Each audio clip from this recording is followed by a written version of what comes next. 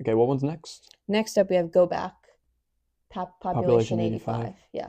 So, yeah, I had a question about this one. So, it was originally just Go Back, but Yeah. then you added the parenthesis Population 85. Okay, first of all, let's talk about Go Back, and then where did the Population 85 come from? So Go Back, that song came out of a time where I was like in writer's block. I'm like, let me think of something to write.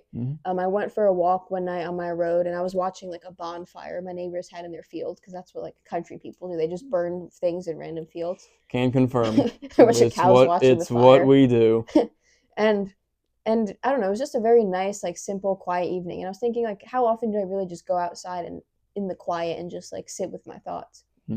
So I went home, just sat on the porch with my dog, and wrote this song. It's just a song about going back to simple living. A lot of the song is centered around country living, but it's something anyone can relate to. Like, there's examples in there that aren't from my life. Like, I just thought, if I think of a country rural atmosphere, like, what would it be? And this is kind of what it went to. And there's different examples, like going back to like the simplicity of childhood and childhood friends. There's like spiritual aspects to it. Even just things like wearing your boots again. Things like that, where I just want, like, people can think of their specific situations, but no matter what it is, like, go back to something, even if it's just a memory. Like, there's always something simpler or better you can go back to. Now, where did the Population 85 fit in? So one of the lines of the song is, the main line of the chorus is, go back to a crooked roadside, Population 85. So I've noticed that line is something that's complimented a lot by people. And I've had several people call the song Population 85, like, play the Population 85 song. So because the fact that people at your open mic said specifically that line, you decided to throw it in the title. Basically, since it's something that stands out. And I've always liked when songs put it's like an alternate title in parentheses. I've never thought of doing it myself. And then it just hit me a couple weeks ago, like, why don't I call it Go Back Population 85 as tribute to the fact that so many people know the song from that line. So that was a really recent good. That was edit. really smart. That was a recent edit, and I'm actually happier with it than I thought. Like, it's still called Go Back. I'm not going to be like, oh, this is my song, Go Back Population 85. But it's just funny because it's kind of become accepted that way. It's basically a secondary title. Yeah. So if people call it that, I'm not going to correct them. Like, yeah, now it's the name, so you can call it that. This one's very similar production-wise to What Ifs, meaning very bare bones, just you and a ukulele, which I like that. And what I liked is you spread them out. The bare bones ones, your What Ifs, this one, Red, White, and You, which we're going to get into later.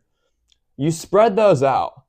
So we have dynamics changing throughout the album, as opposed to all your ukulele-based songs are here, all your piano-based songs are here, which I really liked how you I was definitely OCD about the song.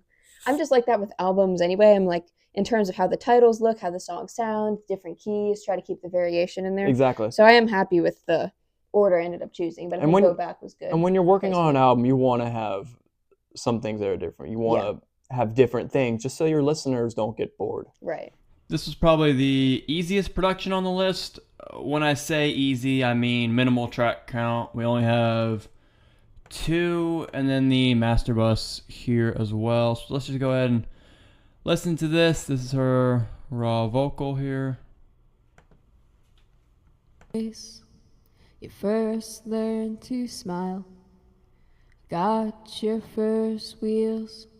Simple procedure here. Reverb, compression, auto-tune plugin, de-esser. And then on the ukulele here. Forgot if I did anything to this ukulele. Yes, ran it through a bass amp again. Here's what's on there without. It gives it a nice, it changes the tone up, which was nice.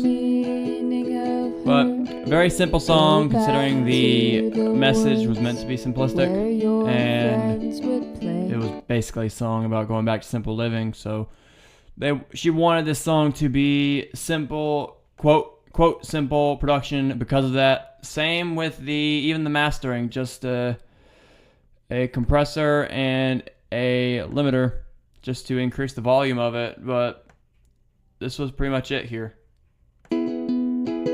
Go back to a crooked road sign, Population 85.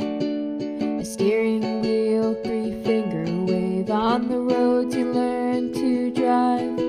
Go back to a blue tape dog with the sun fade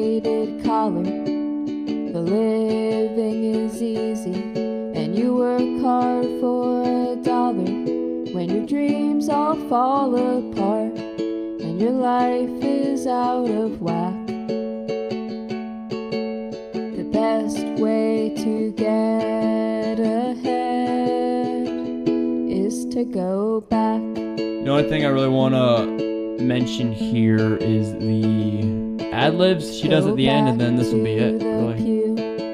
In the front, the best way to get in this outro right here ahead is to go back.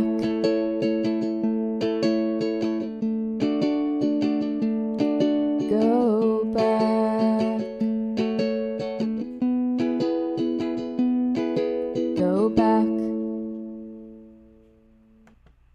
Very minimal reverb on this track. Again, it's just her and the ukulele, so very simple sounding. So most likely it would be a song that's being played and basically sung to another person. So because of that, I went with a very small reverb for this. But yeah, not much really to go over production-wise. There will be more in the fishing song. I believe that's the next one.